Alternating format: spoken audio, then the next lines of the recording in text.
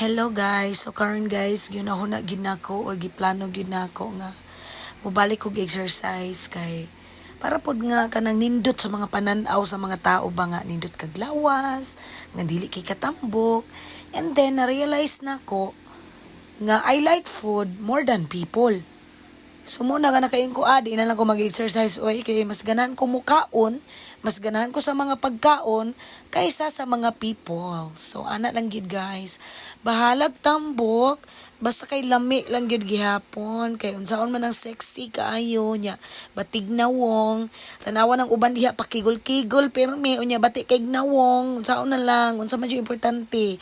Ang lawas nga tambok unya gwapa kag mga nawong or gwapa kag hulagway. Or ang nawong or lawas nga sexy unya ang nawong kay mura uguan. Kanang mura gud uguan. Kanang ambot.